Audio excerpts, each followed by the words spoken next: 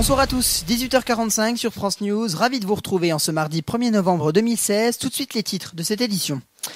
On parlera bien sûr du séisme en Italie. Une nouvelle fois, le pays a été frappé par un tremblement de terre de magnitude 6,6. 15 000 sinistrés ont été logés dans des hôtels. Des bâtiments historiques de la ville ont aussi été détruits. On en parlera dans cette édition.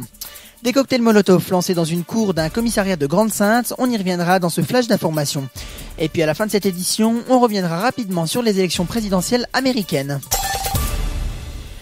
L'Italie, une fois de plus victime d'un séisme de magnitude 6,6, cette fois, c'est le tremblement de terre le plus violent depuis 25 ans. 15 000 sinistrés ont dû être logés dans des hôtels et des installations provisoires. Ce séisme n'a fort heureusement fait aucun mort, mais beaucoup de personnes sont choquées une nouvelle fois. Mais c'est aussi énormément de dégâts matériels. Des églises et clochers se sont effondrés, des maisons se sont fissurées. La basilique Saint-Benoît de Norcia, datant du XIIIe siècle, s'est elle aussi effondrée. D'après les premières évaluations, 5 000 sites auraient été touchés par cette violente secousse. Et puis à Lyon, un animateur d'une radio bénévole a été interpellé pour avoir appelé les auditeurs à jouer un rôle de kamikaze. Il avait appelé à, je cite, se faire sauter au milieu du cortège, celui des policiers qui manifestent encore dans la rue. Il a été mis en examen pour provocation à des actes terroristes.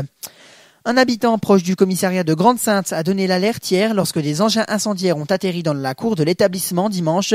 Les cocktails Molotov n'ont pas fait de blessés ni de dégâts matériels. Une enquête avait été ouverte par la sécurité urbaine, mais sans résultat. Trump ou Clinton, la question se pose depuis quelque temps pour les Américains. Les deux principaux candidats aux élections présidentielles américaines continuent leur campagne à quelques jours des élections. Après l'affaire de la messagerie personnelle d'Hillary Clinton, des sondages se déclarent plus en faveur de Donald Trump. Réponse définitive le 8 novembre. Un reportage y sera consacré sur notre antenne dans quelques jours, ainsi que des éditions spéciales. C'est la fin de cette édition. Merci de votre fidélité. Je vous remercie également pour vos questions que vous m'avez posées directement à propos de la vidéo de présentation des studios de France News que je vous ai proposée.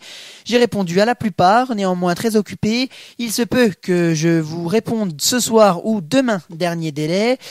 Voilà pour cette annonce personnelle. Je vous souhaite une très bonne soirée et vous retrouve dimanche à 11h30 pour un flash d'information. Bonne reprise.